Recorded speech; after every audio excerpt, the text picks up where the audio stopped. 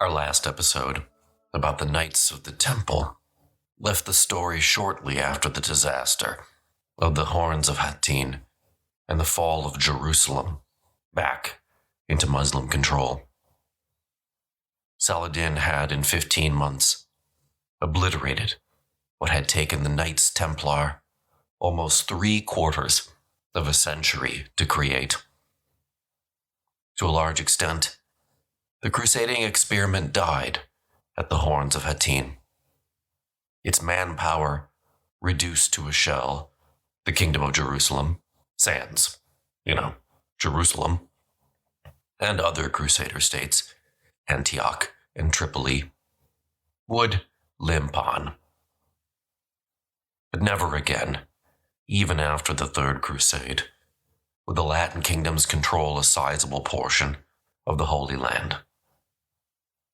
For all intents and purposes, the Templars' role as guardians of Jerusalem and the Holy Land came to an end in 1187. But as we know, there will be a Third Crusade, and Fifth and Sixth. I'm discounting the infamous Fourth Crusade here, since the Templars, thankfully, play little to no role in that debacle.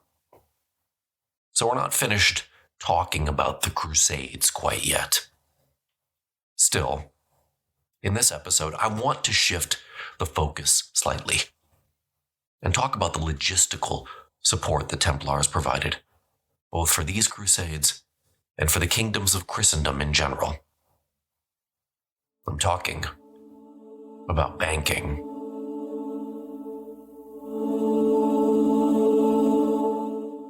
From their humble beginnings in the Holy Land, the Knights of the Temple were humble once more.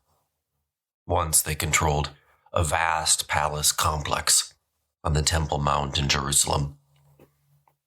Now they controlled one of many tents overlooking the port of Acre. Every day, the Templars could look out over one of the largest ports in the Holy Land and remember what they had lost. Acre had once been one of the most important Crusader ports. Now, in late 1189, it was back in Muslim hands. The Templars were now one of many Christian groups united for the purpose of trying to recapture this essential port city. Amongst those gathered outside Acre was none other than Gerard of Ridfort, the impetuous Templar master, particularly responsible for the debacle at Hattin. In June 1189, Gerard had been released from custody as part of a deal between Saladin and King Guy, the now King of Jerusalem that the Crusaders did not have. Not only did King Guy agree to give up Ascalon in exchange for his own release, but to get Gerard out, he decided to turn over the Templar castle at Gaza. I don't think I can stress how monumentally stupid this decision was. Gerard was, to put it bluntly, a disaster. He was easily replaceable. The castle at Gaza was not. King Guy's decision to exchange the man for the fortress speaks more of Guy's commitment to chivalric honor than to military strategy. And frankly, the Crusaders were going to need a lot more of the latter if they had any chance to salvage the situation. Gerard was quick to return to his old leadership style, headstrong belligerence at all costs. Cue collective sigh. By August 29th, 1189, a large Christian army, drawn from around Antioch and around Tyre, plus some forces from Europe, surrounded Acre. These forces included a modest group of Templars at first, but that grew over the summer of 1189. In response, Saladin had come to Acre with a sizable army of his own. He surrounded the Christian lines with his own larger semicircle, so that the Christians were now effectively boxed in. In early fall, the numbers on both sides continued to swell until it became clear that this battle would either represent a break on Saladin's conquests or perhaps the final nail in Outremer's coffin. On the evening of October 3rd, the Frankish forces determined to try an assault against Saladin's growing host. Although the army Saladin had brought to Acre was large, in reality, most of his best troops remained scattered throughout his large domains. The longer the Franks waited, the worse their odds would become. On the morning of October the 4th, the Christian army assembled at the foot of Mount Taran.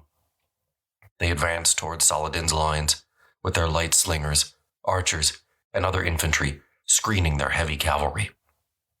Then, once within striking distance, the Franks ran their go-to play, the heavy cavalry charge, with the master of the Hospitallers and Gerard of Ridfort leading the tip of the spear. The attack was aimed directly at Saladin's tent.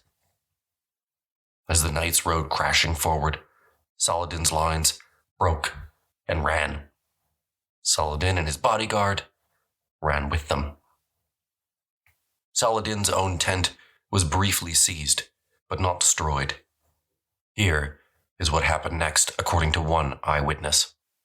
Quote, "The Knights of the Temple, who are second to none in renown and devoted to slaughter, had already charged through all the enemy lines.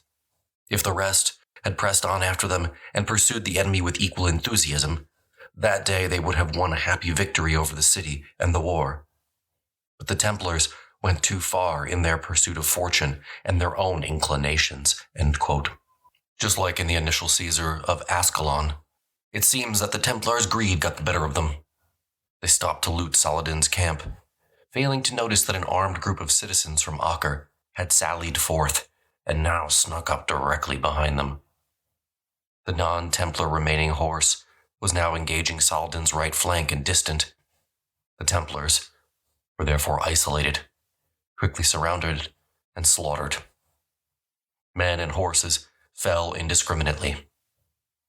Among them was Gerard of Ridfort, the man who had just been exchanged for one of the most important Templar castles in the Holy Land.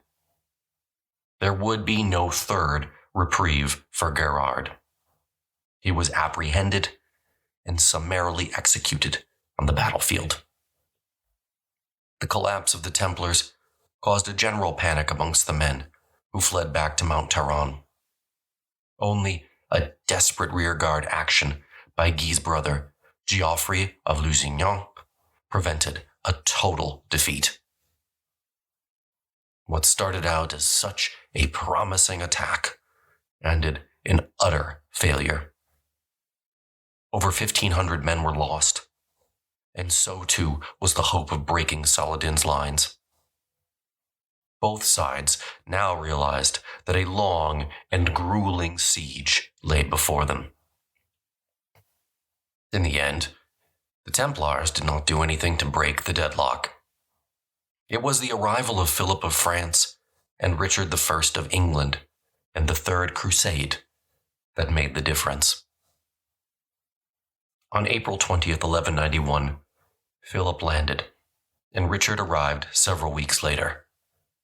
Richard's arrival was a crucial turning point in the siege, breaking the gloom that had drifted over the Christian camp like a fog since the October defeat. Richard had planned his crusade meticulously. Arriving with over 200 ships, he brought with him experienced military advisors, many powerful nobles from across his domains, which included Normandy, Aquitaine, Anjou, and of course, England, and thousands of fighting men. One of Richard's first moves in the Holy Land was to address the Templar master vacancy as a result of Gerard's death. He insisted that the brothers elect Robert of Sable, one of Richard's most important and trusted vassals. The Templars were only too happy to oblige, electing Robert as their new master. This was a shrewd decision. Richard had now effectively co-opted the military orders into his own command structure, giving him control over roughly 95% of the elite Christian knights in the Holy Land. Richard and Philip also brought the latest in trebuchet designs with them. For a month, the reinvigorated Crusader army pelted Acre's walls with massive stones. Now, as expected, the Templars and Hospitallers each manned a powerful trebuchet of their own. Morale inside Acre quickly began to collapse. By the first week of July, the walls having been breached in several places, the people of Acre had all but given up and sued for peace. The terms of the surrender were massively in favor of the Christians. The city would be given up, 1,500 Christian captives returned, and the True Cross, lost at the Horns of Hattin, sent back. Saladin reluctantly agreed to terms on July the 12th, 1191. Crucially, for the Templars, the recapture of Acre meant that the order would once more have a permanent home. After 4 years of wandering, the Templars had a base again. While the fall of Acre represented the end of King Philip's crusade, Richard was just getting started. His plan was to march down the coast with his entire army, retaking all the lost port cities from Caesarea to Ascalon, and then turn east to march on Jerusalem. This would be easier said than done. The Templars were given no time to enjoy the victory at Acre. On August the 20th, 1191, Richard summarily executed 2,600 Muslim captives, citing Saladin's refusal to return the True Cross as agreed, and began his march south. The Templars rode rear guard, their job to repel raiding parties that swept down from the mountains. If these attacks were concentrated enough, the entire column would need to stop, which could be a disaster. Little by little, the Crusaders made their way south. On August the 27th, they passed through Haifa. On September the 1st, they reached Caesarea. 2 days after this, the Templars had to fight off a full-blooded assault. On September the 5th, the army reached the forest of Arsuf, the last major landmark on the road to Jaffa. Here, Saladin sent his brother to parley with Richard, but it was a ruse.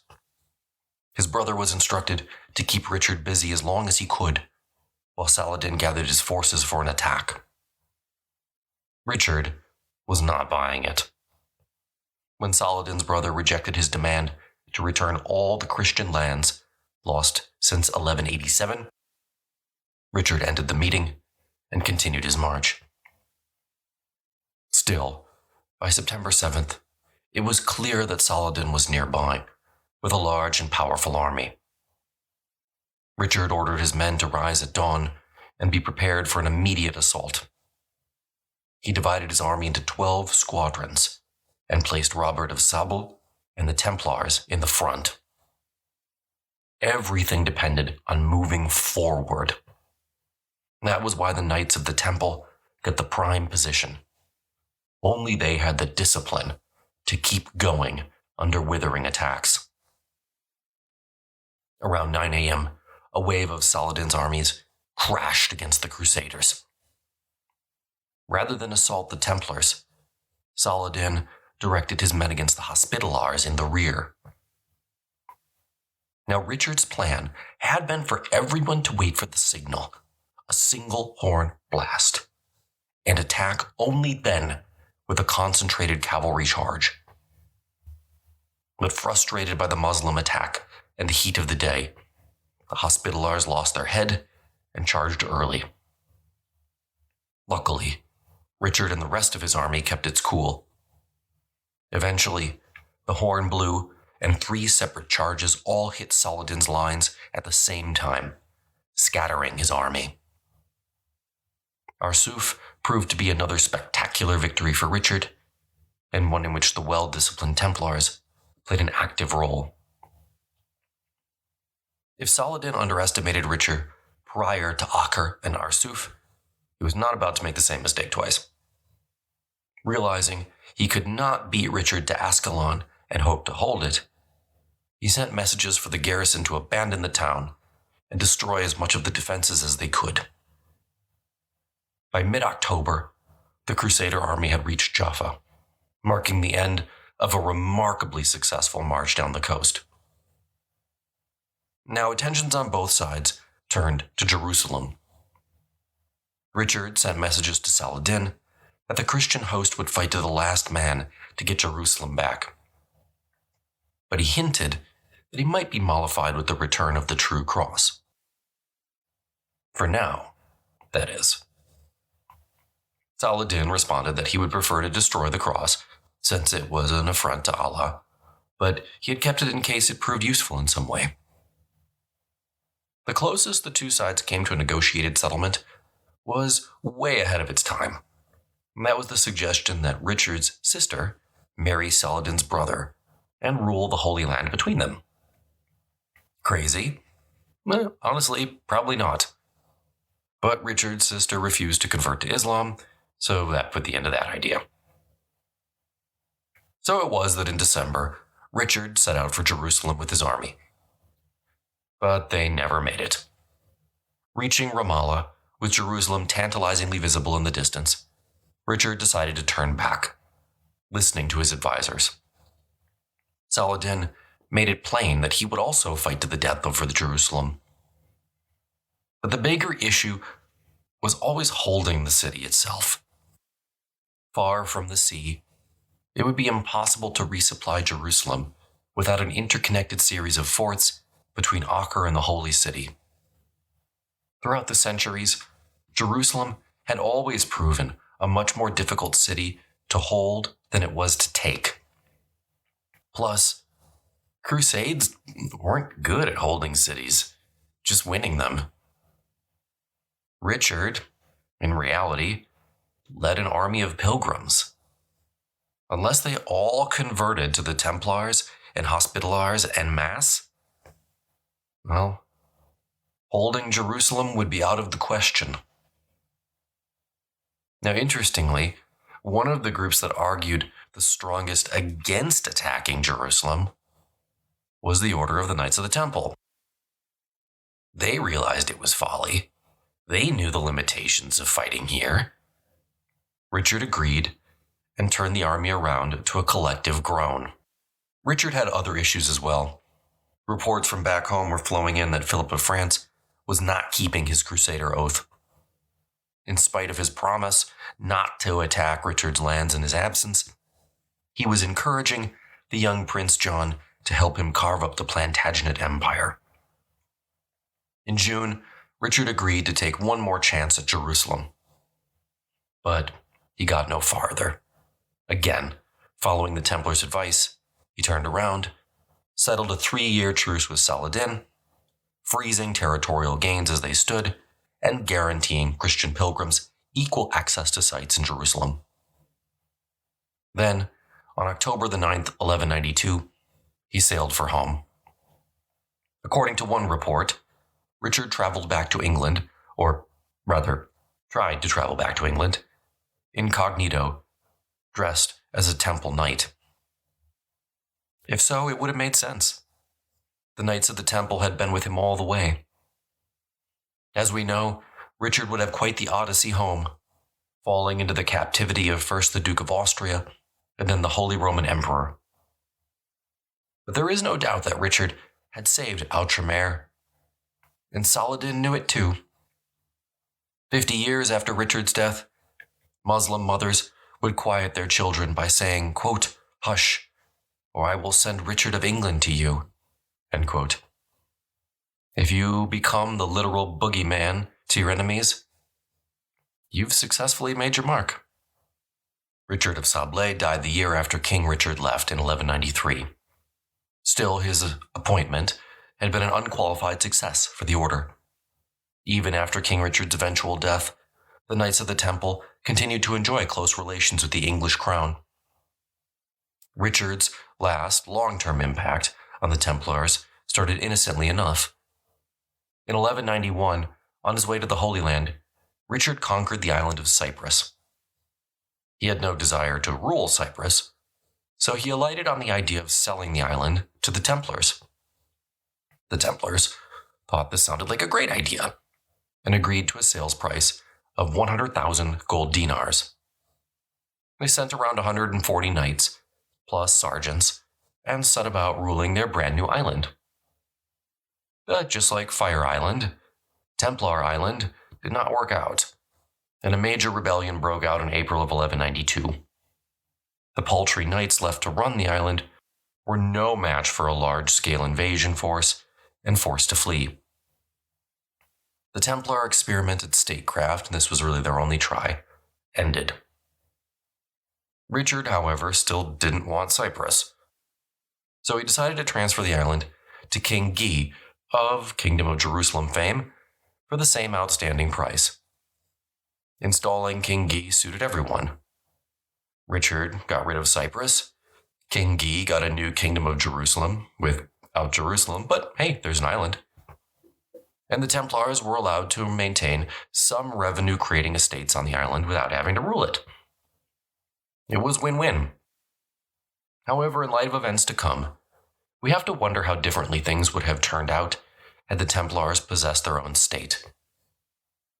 Of the Holy Orders, as we'll eventually see, only the Teutonic Knights would prove successful at building a kingdom, and the Templars would pay dearly for their mistake.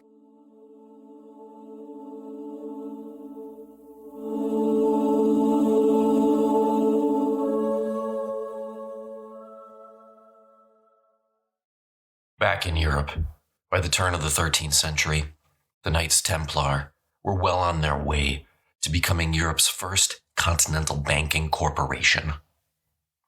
Even as far back as 1185, King Henry II of England had begun to use the Templars as his main bank of deposit. The order impressed him with the security of their buildings and the absolute loyalty of those who resided there. Henry II wanted to centralize everything in medieval England, and he saw the Knights Templar as just that group that could help him do it. After the news from Hattin, he used the order to help him collect the aptly named Saladin tithe to support what would become the Third Crusade. As the crown passed from Henry to his successors, first Richard and then John, the role of the Templars as bankers and quasi-administrators only grew. Richard confirmed the Templars in their possessions throughout his kingdom, exempting the order from a whole raft of taxes and duties as a nice bonus. Their value to the king as centers of deposit and trusted tax collectors warranted, in his mind, exempting the Templars from nearly all royal taxes. The Templars were one of the few groups in England that King John did not quarrel with. In fact, the Templars even stuck with John after he was excommunicated by the Pope and England found itself placed under interdict. Several Templar names appear on the Magna Carta. Not everyone in England loved the Templars. One chronicler at the time, Walter Map, thought their relationship with the English crown was a tad too cozy, and that these knights of poverty had grown quite wealthy despite set vows. Quote, "Nowhere save in Jerusalem are they, the Templars, in poverty," end quote, wrote Map. Yet Map was not 100% critical. He marveled at the sound structure of the Templar command system. Henry II struggled his whole reign to control parts of his far-flung empire, Gascony, etc. But a single Templar master ruled over Gascony, Anjou, and Brittany with nary a peep of trouble. It was, to say the least, even to Map, impressive. John of Salisbury likewise felt the idea of monks wielding swords was an inherent contradiction that could not be justified. But most men were not so scrupulous. From Pope Alexander III in 1159 onward, the Knights of the Temple formed a key part of the inner workings of the papal curia. In France, the Templars were just as close, if not closer, to the crown. A perfect example is the port of Marseille. In Marseille, the knights under royal protection grew not only as landlords, but merchants and ship owners as well.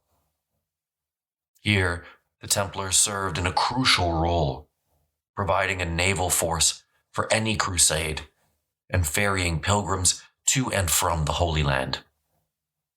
Then, during peacetime, the Templars could offer their shipping services in opposition to the growing power of the Italian merchant states, notably Venice and Genoa. All over France, the Templars were busy collecting rents and making profits from their own estates. They were major feudal lords, as intent on enforcing their feudal rights as any baron in any castle. This situation was, generally, replicated throughout the Christian West, from northern Italy to Aragon, where Templar masters owned massive vineyards and manors. The late 12th century featured a series of important opportunities for the Knights Templar. First, when Pope Innocent III assumed the papal throne on January the 8th, 1198, the Templars gained their biggest papal supporter since the inception of the order. Pope Innocent absolutely believed that he led Christendom. Not the kings of Europe. Him. And because of this belief, he thought that the military orders should be fiercely independent, and that any effort to curtail their power was a direct affront to the papacy itself. The second major event happened first chronologically, and that was the death of Saladin in March of 1193. It was no secret that Saladin had been the single greatest cause of the downfall of the Kingdom of Jerusalem. His death offered an opportunity. In life, Saladin divided his empire into regional fiefdoms governed by various relatives. One son, for example, controlled Damascus, while another Egypt, a third Syria, and so forth and so on.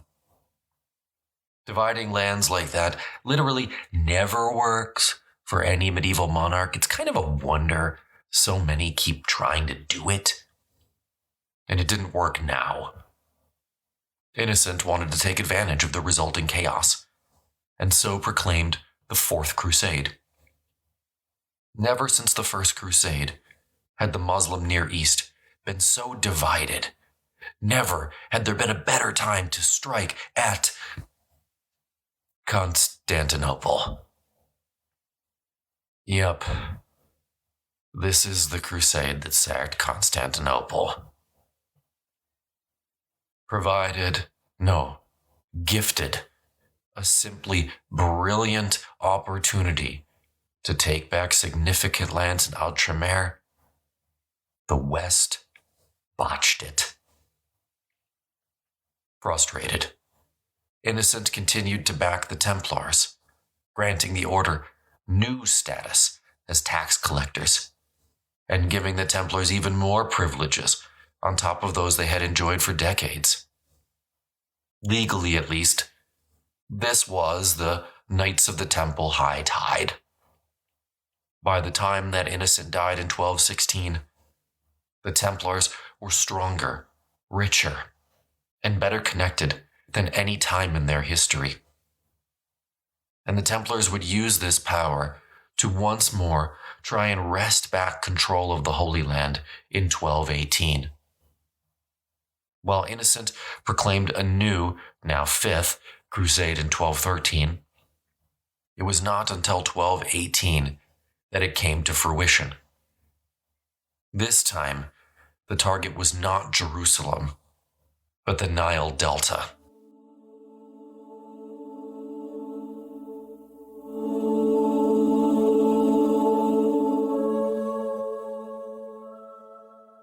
In 1210, William of Chartres became the new Templar master. In late May of 1218, he was traveling with the entire war machine of the West, southeast to Egypt and Damietta. The Fifth Crusade, called by Pope Innocent back in 1213, had selected the city of Damietta on the Nile Delta. Damietta, wrote a German churchman at the time, quote, renowned among kingdoms, most famous in the pride of Egypt, mistress of the sea, end quote. Here I want to quote directly historian Dan Jones in his description of the fabled city. Quote, the city was rich, prosperous, and busy, worth every syllable of this enthusiastic eulogy. To its west flowed one of the largest of the many waterways that formed the Nile Delta, where salt water mingled with the fresh water that had come hundreds of miles from the Ethiopian highlands, and hungry crocodiles basked in the shallows. On the eastern side of the city was the saltwater lake Mansala, long, shallow, and full of fish. An abundant water supply meant that the city was surrounded by fertile farmland and villages, and the townsfolk amply stocked year-round with staple crops springing from the Nile's floodplain. Yet, Damietta was more than just the hub for riverside agriculture. It was one of the great port settlements of the region, convenient for traders from the flourishing Italian city-states of Genoa and Venice, and well connected to the coastal towns of the Levant. With a fair wind, a ship could travel from Acre to Damietta in less than a week. The opulent city of Cairo was an easy reach to the south. Damietta was a regular stopping point for merchant ships hugging the coast of southern Mediterranean, and a traditional hub for seafaring traders of the West to access the overland caravans heading east toward India and China, their camels and wagons loaded with exotic silks, spices, salt, gold, timber, oils, medicine, and slaves. Like Alexandria across the delta, Damietta was an alluring prize, attacked with varying regularity by the various imperial powers who had risen and fallen in the eastern Mediterranean during the previous 500 years. End quote. Damietta was, in other words, an alluring target. Moreover, while Damietta did not feature directly in the life of Christ, Egypt was the point of destination for the Israelites who fled Babylon, and also where Moses received the Ten Commandments. Still, more importantly, Damietta was seen as the first step towards reclaiming Jerusalem. The decision to attack Damietta rather than Jerusalem was made during a council of war in Acre in 1217. In a decision directed to the Pope, the council explained how the Christians could not take and, crucially, hold Jerusalem without first reducing the caliphate's military potential. Think of it, for those of you World War II buffs, like a medieval island-hopping campaign. Of course, they were right, and they were right for all the reasons I discussed previously when I explained why King Richard did not attack Jerusalem in the Third Crusade, so I won't go over that again. The Pope gave his consent, and in early December 1218, the Crusader ships converged on Damietta. Damietta was well guarded, with the Nile on one side and Lake Manzala on the other. There were moats and walls. Plus, the city was virtually impregnable unless one first took a massive tower on the island in the middle of the Nile. From this tower, the citizens of Damietta could draw a giant chain across the river, preventing ships from entering the river upriver. It was impossible to surround the city without taking the tower and lowering the chain. To top it off, the garrison at Damietta had Greek fire, and they were not afraid to use it. Taken together, Damietta was as well defended as any city the Crusaders had ever taken or tried to take for that matter. Plus, the ruler in charge of Cairo would be sure to send a relief army. Oh, and did I mention that in the summer temperatures in the region regularly exceed 110 degrees Fahrenheit in the shade? So the Crusaders established a bridgehead at the mouth of the Nile, a short way from the city, and began to draw up a plan. The first task had to be taking the island tower. The Crusaders began with days of trebuchet bombardment. Meanwhile, various groups, including the Templars, tried to sail ships of different sizes up to the tower to take it through direct assault. We know the Templars tried at least once, but it didn't matter. Every attempted assault was repulsed. So the Crusaders continued to bombard and weaken the tower.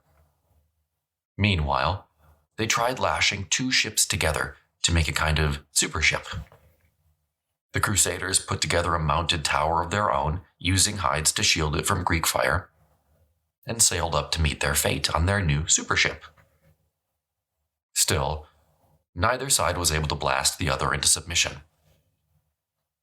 Finally, on August the 25th, the Crusaders achieved a breakthrough. During one such ship tower battle, a group of Crusaders leaped from the deck of the ship to the island and managed to get a fire burning outside the tower's lower doors. As the flames grew, many defenders threw themselves into the river. The others ultimately surrendered. The capture of the island was a massive boost to the Crusader position, but they still had to take the city. Meanwhile, the older ruler of Cairo had died that same month, and its new leader, Saladin's son, Al-Kamil, was young, vigorous, and quickly preparing a relief army. And the Crusader camp was in rough shape. Not only was everyone dealing with an outbreak of scurvy, but the Crusader leadership was hopelessly divided. It did not help that the Pope sent Bishop Pelagius to act as his legate, and he was going to try to play soldier as much as possible, even though he definitely did not know what he was talking about. Even the Templar camp itself was not safe. In October, the Templars were attacked by a skirmishing party, costing 500 total casualties. Something had to break, or the Crusaders were going to run out of time. Fighting continued through the following winter and into spring, and still the walls of Damietta stood firm. Many believed only the much-anticipated arrival of the German king, Frederick II Hohenstaufen, and his thousands would turn the tide. But while Stupor Mundi had promised to leave on crusade many times, he had as of yet to take one actual step in that direction. Luckily, that summer, Frederick and his massive army arrived. Just kidding. Instead, St. Francis of Assisi showed up. That's right. Instead of a desperately needed warrior, the guy known for loving squirrels and rabbits rides into the siege at Damietta. Spoiler alert, he did not save the day. As a quick aside here, Francis was not his name. For trivia purposes, St. Francis of Assisi was called that because he was from Assisi. He was called Francis because that was a nickname his father gave him in infancy, meaning Frenchman. All right, back to the story. Upon arrival, St. Francis, not his name, but we'll go with it, graciously offered to act as a self-appointed mediator. He said that he would happily go straight to Al-Kamil and explain to him the error of his ways. Al-Kamil would then see those errors, convert to Christianity, and join the Fifth Crusade. It did not work. Only Al-Kamil's good humor spared St. Francis's life. Given Francis's failure and Frederick's non-arrival, all the besiegers could do was wait for the garrison inside to run out of resources. Finally, by September 1219, the city was on the brink of starvation. By that point, the siege had been going on for over 18 months. Then, suddenly, envoys arrived from Al-Kamil with a startling offer. He would give back the Kingdom of Jerusalem in its entirety, castles and all, if the Crusaders would leave Damietta. Many crusading leaders wanted to take the deal. Legate Pelagius and several others, however, said no. They argued that given that Jerusalem's walls were no more one of Saladin's old conditions, it would be impossible to defend the city. Unable to find any common ground, the Crusader leadership continued the siege until, on November the 5th, the assault on the wall finally succeeded.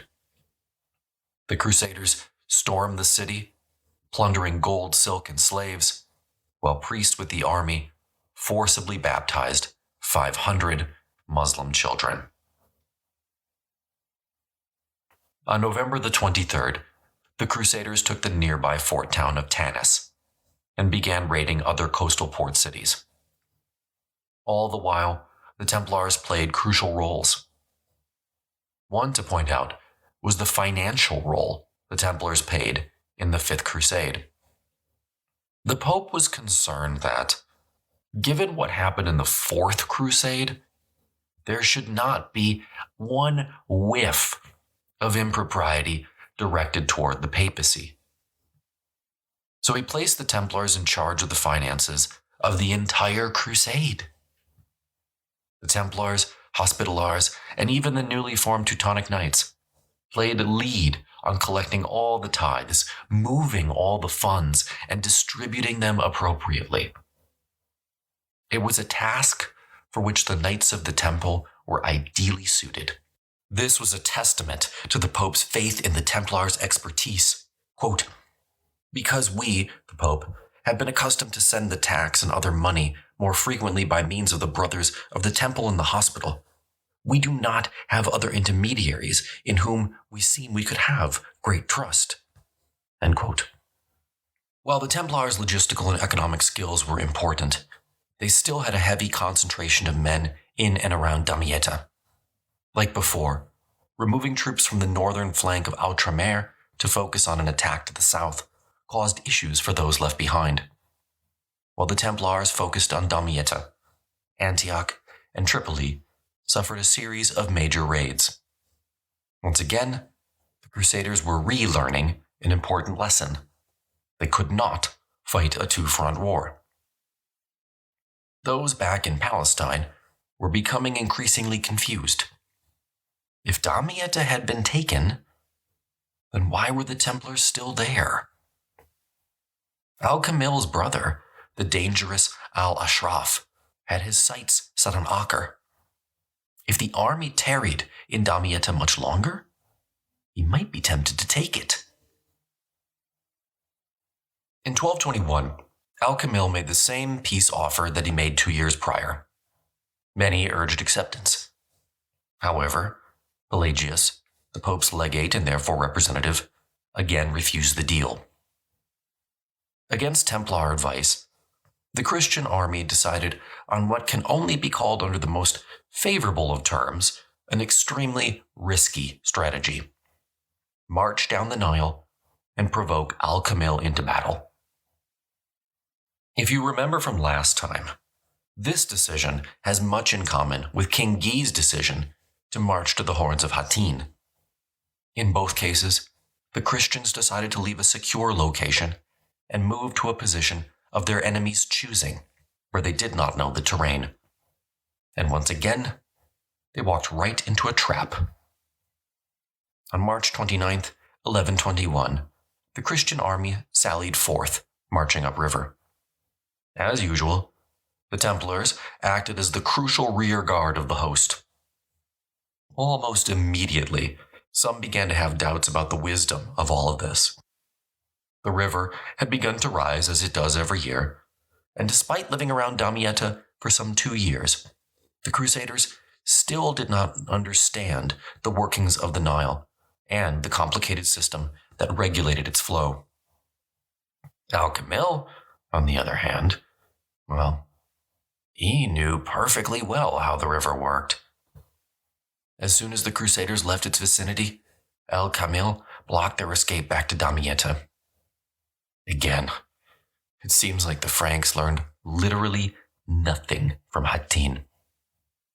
By August the 10th, the Crusaders had reached the Tanis branch of the Nile Delta. The Nile Delta is made up of different branches that increasingly diverge as one gets closer to the sea. Now, the Crusaders found themselves in what was a large V, with the Damietta branch to the west and the Tanis branch of the Nile to the east. The Muslims had taken up every position between the rivers and on the opposite bank. The Christians were trapped.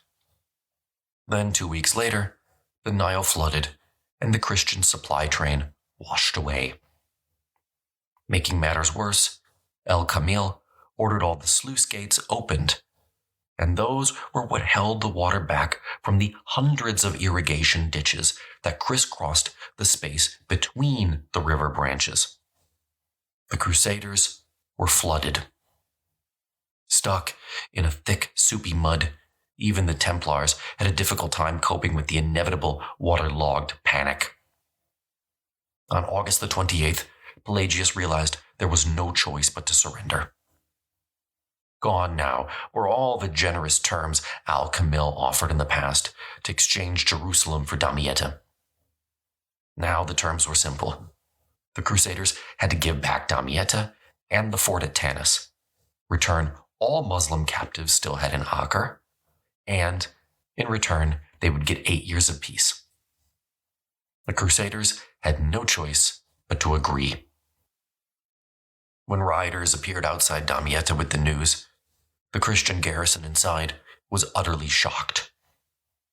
They then refused to go, then burnt down part of the city, and finally, begrudgingly, marched away. The Fifth Crusade was an unmitigated disaster. So much money had been spent on the effort, and it ended in total defeat. Pope Honorius, for his part, blamed the disaster on Frederick Hohenstaufen, who had failed to appear despite his promises. Frankly, his own legate, Pelagius, should probably shoulder more of the blame, but that's just my opinion. Frederick Hohenstaufen did eventually arrive in the Holy Land.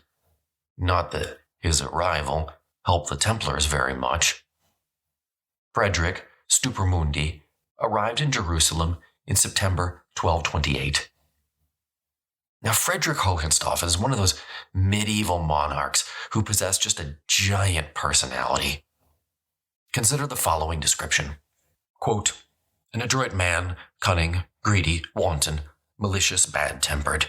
But at times he was a worthy man, when he wished to reveal his good and courtly qualities, consoling, witty, delightful, hard-working. He could read, write, and sing, and he could compose music and songs. And he could also speak many different languages. If he had been a good Catholic and loved God, he would have had few equals. End quote. When Hohenstaufen showed up, he already had a rivalry with the local lord of Beirut, but I'm not going to bore you with those reasons here because they're tangential. What you do need to know is that the Templars and Hospitallers were initially both charged with keeping the peace when he arrived.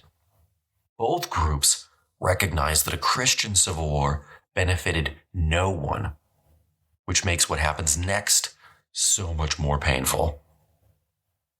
Still, within weeks, relations between Beirut and Hohenstaufen were on the verge of war, and the Holy Orders had little reason to trust Frederick. Back on Sicily, where each previously had a robust presence, Frederick had muscled both the Templars and Hospitallars aside in favor of the newly formed and Germanic Teutonic Order. And, of course, one of Frederick's chief advisors was the master of the Teutonic Order. Now, taking a step back for a second, in 1225, Frederick married Isabella II, the current queen, there was no king, of Jerusalem. Though, I suppose, I should point out that if there was no king in the kingdom of Jerusalem, nor was there a Jerusalem in the kingdom of Jerusalem. Still, once Frederick became the king of a Jerusalemless king of Jerusalem, Hohenstaufen granted the Teutonic Knights immunity from all secular powers in Outremer, putting them on equal footing with the Templars and Hospitallars. Somewhat ironically, because he had taken so long in getting to the Holy Land, the Crusader Hohenstaufen arrived in Jerusalem as an excommunicated man. Pope Gregory IX, the prior spring, finally lost his patience and kicked the reluctant crusader out of the church. The bull of excommunication arrived in Acre shortly after Frederick did, shattering all pretense of good faith between the German emperor and the Templars. Still, the festering feud did not break out in earnest until Frederick determined to march south to Jaffa on November 15, 1228. Frederick's timing was fortuitous. The ruler of Damascus recently died, leading to another clash for power between Saladin's sons, one in Syria and the other in Egypt. Division between the caliphate was always good for the Crusaders. Sensing the time was right to make up some lost ground, Frederick thought that a show of unity amongst the Christian states, while the Muslim caliphate was divided, might be enough to get some serious concessions. While the Hospitallars were willing to go along with all this, the Templars were not. They refused to march with an excommunicated king. Frederick, then, unaccustomed to being thwarted, decided that he would strike at the major Templar castle at Chateau Pèlerin. Frederick stopped before the castle and demanded that the Templars hand it over to him, which almost certainly meant that he would pass it along to the Teutonic Knights. The Templars within refused, barred the doors, and simply waited for Frederick to go away. Frederick backed down, but he would not forget the second rebuff. So Frederick marched on to Jaffa. From there, he put political pressure on Al-Kamil to open up Jerusalem to Christian pilgrims once more. Frederick had, as an aside, judged the situation perfectly. From Al-Kamil's perspective, the struggle over Damascus was much more important than Jerusalem. Utilizing this leverage, Frederick achieved better peace terms than any that had been achieved since the fall of Jerusalem in 1187. On February the 18th, 1229, Al-Kamil formally agreed to give up the city and the Holy Sepulchre to Christian governance in exchange for a 10-year truce. The Kingdom of Jerusalem was now partially restored. While not a reversal of what had been lost under Saladin, it was nevertheless an accomplishment almost on par with the First Crusade. Quote, "In these few days, by a miracle rather than by strength, that business has been brought to a conclusion which many chiefs and rulers of the world have never been able to now to accomplish by force." End quote. The true cross had not been restored. It evidently vanished to Damascus. But certainly, across Christendom, many must have nodded in approval at the restoration of Jerusalem. The Templars, however, were unimpressed. The Temple Mount was supposed to be the center of the Templars' world. That, though, had not factored into Frederick's negotiations. One of Al-Kamil's key terms was that the Temple Mount remain under Muslim control. Templar holdings across Jerusalem, in fact, were generally not slated for return. They got back a few forts between Jerusalem and Acre, but that was all. Moreover, Frederick had agreed, on the Templars' behalf, that they would not expand or rebuild their two most important castles, Chateaublanc and Tortosa. While the treaty was not intended as a deliberate snub to the Templars, it's easy to see in hindsight why they might have seen it that way. Frederick had to make the return of Jerusalem palatable to Al-Kamil, so he offered concessions. But I think there's little doubt that Frederick deliberately chose Templar targets for those concessions. Frederick had a long-standing, at this point, feud with the Knights of the Temple. And we have to keep in mind, he never really cared about the Holy Land. Frederick's most important concerns were for trading relations between Sicily and Jerusalem. Feeling that his job was done, Frederick worshipped at the Holy Sepulchre, despite being excommunicated, and left the Holy Land. With nothing to lose, and thoroughly angry, the Templars, along with the Patriarch of Jerusalem, prepared their forces and got ready to openly defy Frederick's quote-unquote hollow peace. Now, the problem at the heart of the peace agreement was that it could be interpreted as a contract between the German Emperor and the Sultan. Although Al-Kamil had given his word that he would not attack the Kingdom of Jerusalem, his relatives did not feel the same way and certainly did not feel that they were bound by the agreement. The Templars felt similarly. Together with the Patriarch, the Templars began raising troops to attack first Damascus and then, paradoxically, Jerusalem, which they intended to claim in the name of the Pope. Now, most of this got going before Frederick even left. So arriving in Acre before Easter 1229, Frederick confronted the Patriarch and told him in no uncertain terms that he needed to call off planning this ludicrous invasion scheme. The Patriarch refused, and I'm not sure that the Templars would have listened to him as an aside if he agreed, and so Frederick filled Acre with imperial troops, and he blockaded the Patriarch's palace for 5 days. But as I mentioned, Frederick was never very interested in the Holy Land, and he had little patience for these games. He could now either escalate matters, or he could simply leave. He chose the latter. Frederick had returned Jerusalem to Outremer. He had no reason to do any more. He destroyed all the weapon stores in Acre, so the Templars couldn't use them, and sailed away. On May the 1st, 1229, Frederick, Stupor Mundi, the wonder of the world, hurried down the dock and departed on a ship for Italy. We cannot discount the positives that Frederick's crusade brought to the Holy Land. The existential danger posed by Saladin was now a thing of the past. From Jaffa in the south all the way to Tripoli in the north, the Christians controlled a swath of the coast that, if supported by the West, would be extremely difficult for Muslim armies to extricate from them. The Christians were in control of Jerusalem again, and, in 1241, they restricted access to the Temple Mount, a situation that would persist until the arrival of the Khwarizmin Turks. Still, there was almost no coherence among the remaining Crusader states. Neither Frederick nor his son Conrad had any interest in being personally present as the King of Jerusalem.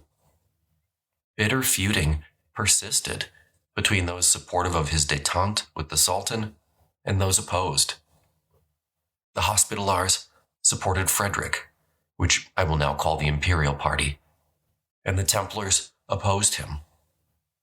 In reality, the only thing that saved the Crusader states was the simultaneous bickering between Saladin's descendants. Both Damascus and Egypt vied for position, often completely ignoring the Crusader states. Meanwhile, in Europe, the Templars were quick to learn the consequences of opposing a Christian king, something they had never done before. As soon as Frederick returned to Sicily, he seized all the Templars' goods and sold them off. Frederick wasn't stupid. He knew exactly how to hurt the Templars, hit them in their pocketbooks. But apart from the Hohenstaufen realm, the Templars did splendidly during the 13th century. And while the Templars in the Holy Land might have opposed Frederick's treaty, across Europe, the order benefited from Stupor Mundi's decision. Now that Christian pilgrims could visit Jerusalem again, there was a boom in Templar-controlled shipping from Acre to Marseille. And because the Templars paid no duties on anything they moved between the two cities, all of it was profit. Templar banking expanded and matured during this time as well. By the 1240s, the order was providing financial services to some of the most important houses in Europe. In France, they became the official deposit house for royal revenue, making what is going to happen in our next and final episode extremely ironic. The Templars distributed pensions to wartime allies. They operated as mutually respected third-party negotiators between enemies. They guaranteed debts, and they ransomed hostages. And as we already know, they could arrange very, very large loans. Respected businessmen saw the advantages of housing their fortunes in Templar houses as well. Some men left their entire fortune in Templar hands when they left on crusade or pilgrimage, issuing instructions for what to do if they did not return. As the middle of the 3rd century approached, the Templar organization rivaled the papacy in terms of its complexity and reach. In the Holy Land, they were a virtually autonomous military unit. The Order of the Temple was no longer one of poverty-stricken monks begging the Hospitallers for food. They were an international business network, as useful to simple pilgrims as they were to the highest kings and emperors of Christendom. But storm clouds were gathering on the horizon. On July 11th, 1244, Jerusalem once more fell into Muslim hands. This time, it was the Khwarezmian Turks who stormed the city, decapitating priests and disemboweling pilgrims. The military orders attempted to protect those fleeing to Jaffa, but there were just too many. Quote, "The enemy surrounded them on all sides, attacked them with swords, arrows, stones, and other weapons, slew and cut to pieces around 7,000 men and women, and caused such a massacre that the blood of those of the faith ran down the sides of the mountains like water." End quote. On October 17th, a combined Christian Damascene army confronted the Khwarezmians and Egyptians. The battle was fierce and at first equally contested. But the morning after the first day of fighting, the men of Damascus lost heart and abandoned the Christians to their fate. The Christians were slaughtered. Of the nearly 350 Templars who took the field, only 30 survived. Little did the Templars realize help was about to arrive from Europe once again. But this would be the last time that Western Europe would ever rouse itself for a proper crusade.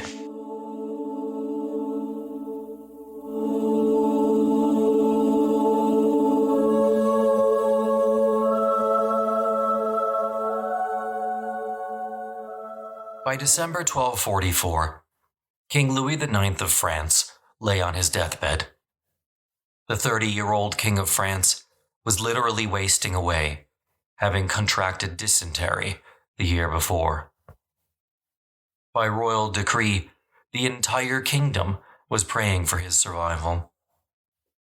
According to legend, as his wife, mother, and other important women of the royal chamber debated over his body whether or not he was dead, Louis opened his eyes and demanded they bring him a crusader's cross.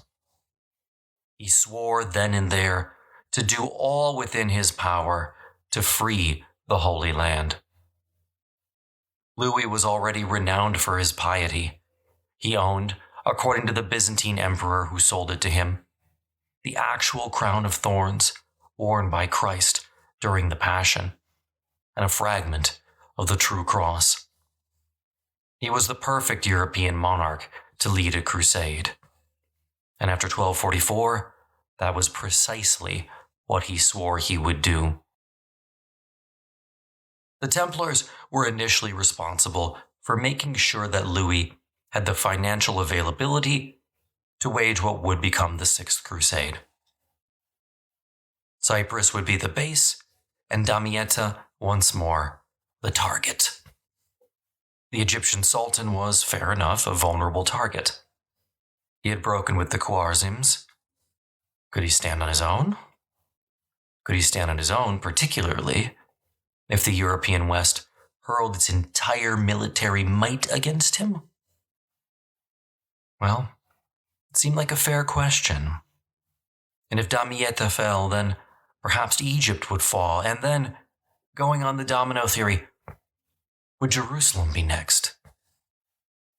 Moreover, while Louis certainly didn't understand the extent of the malady, the current Sultan of Egypt was suffering from consumption, what we call tuberculosis today. In other words, once again, the Crusaders had the perfect opportunity. In May of 1249, Louis and his host arrived in Egypt. From Cyprus, a substantial Templar contingent sailed with the Crusaders.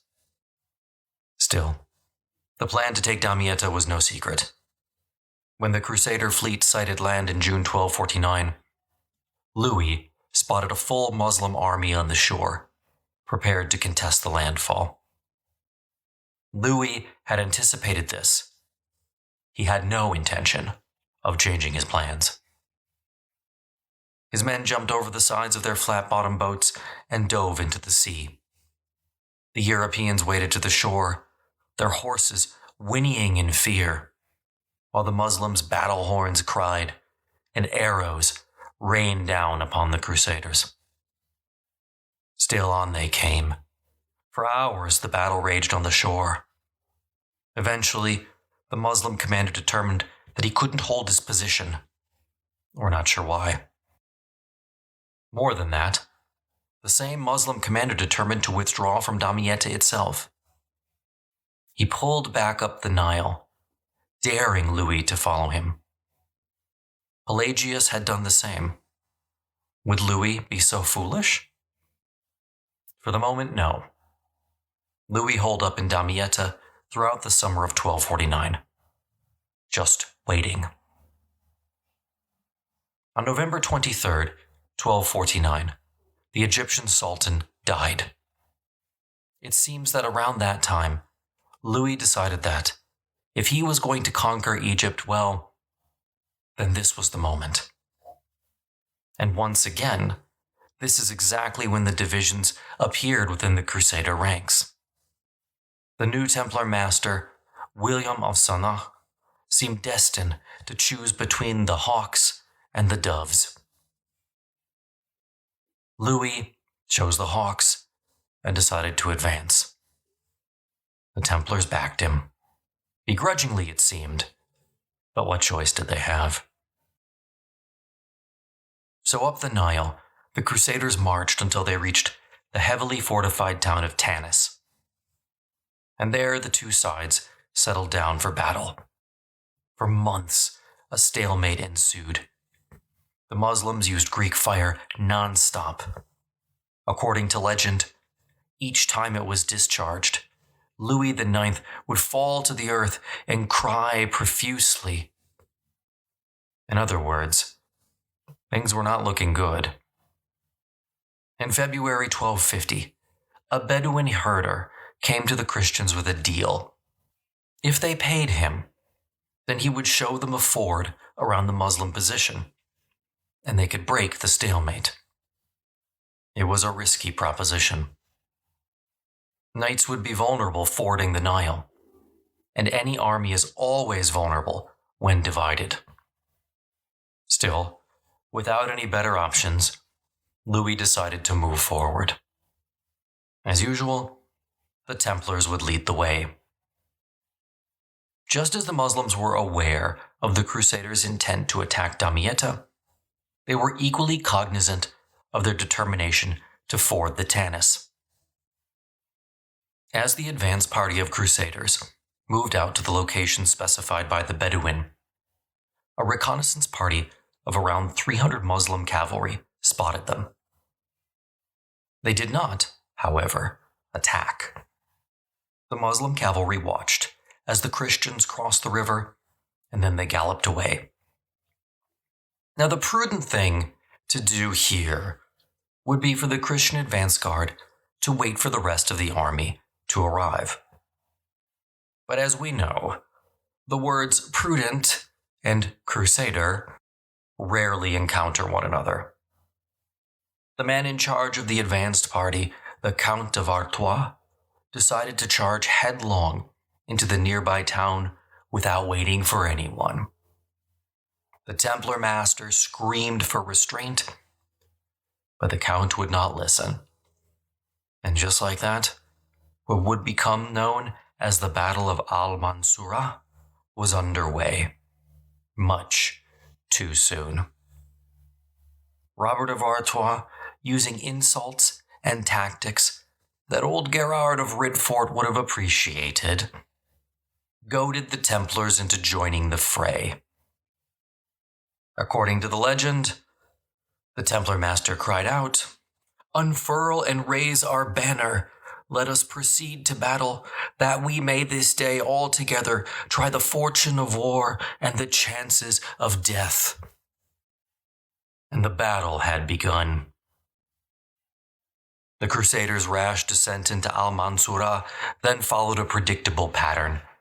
Those who entered the town quickly became lost, were surrounded, and slaughtered. Back on the river, King Louis crossed, and intelligently did not follow the foolhardy advance guard to its death. Instead, the French king set up camp on the southern side of the river. But no sooner had he done this than Louis found himself compelled to defend his position against nearly incessant Muslim assaults. On February the 11th, the main body of the Egyptian army, led by their elite troops, the Mamluks, began attacking the Crusaders with Greek fire. Louis continued to defend his position as best he could. But before long, it was as clear to him as it had been to Pelagius during the Fifth Crusade that to advance up the river had been a mistake. Soon, the Tanis branch of the Nile was so bloated with Christian corpses that it was completely blocked. There was only one course of action: retreat. The retreat down the Nile began, in disorderly fashion, on April the 5th at dawn. The straggling army was picked off, boat by boat, division by division, with the Mamluks showing no mercy to anyone who was not worth a decent ransom. Just after the debacle, an Arab poet wrote, chiding the Crusaders as follows, quote, "You came to the east, boasting of conquest, and believing our martial drum roll to be a breath of wind. And your stupidity has brought you to a place where your eyes can no longer see any way of escape. Of 50,000, not one can be seen who is not dead or wounded and a prisoner."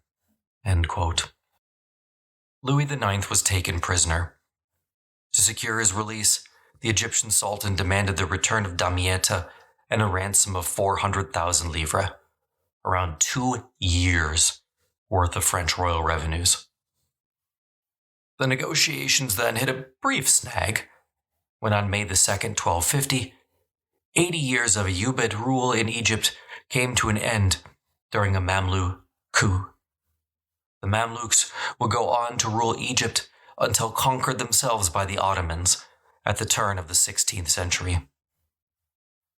By May 6th, things were back on track, and Louis paid the first 200,000 livre installment. Well, sort of.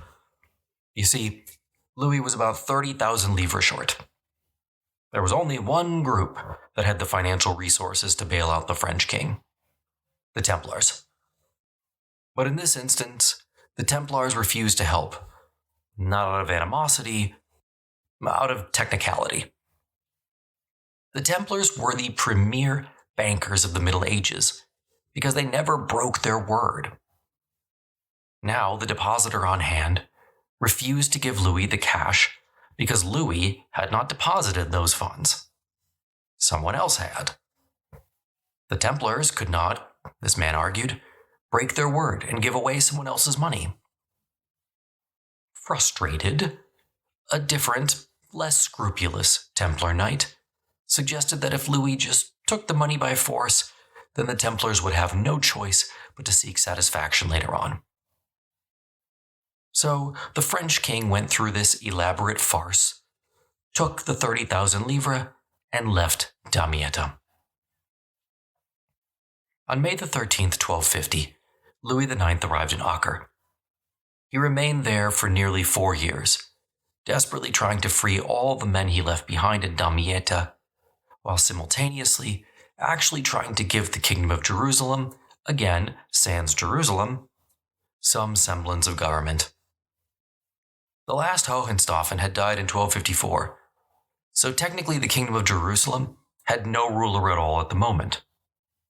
Hence, Louis was a welcome addition. Louis was one of those rare figures in the Crusades, a man who was genuinely pious and wanted to do the best that he could for Outremer. He paid for improvements to the defenses of the remaining Crusader strongholds of Sidon, Jaffa, Caesarea, and Acre. But even the noble, one day sainted, Louis IX could not stay in the Holy Land forever. His mother and regent had died in 1252, and so Louis left Acre in April 1254. He was the last great Crusader king, and his crusade proved to be the final one directed at the heart of the Holy Land. There would be more crusades, but from this point onward, they would be defensive in nature. Outremer was teetering on the brink. Next time, in our final episode, both it and the Templars will fall.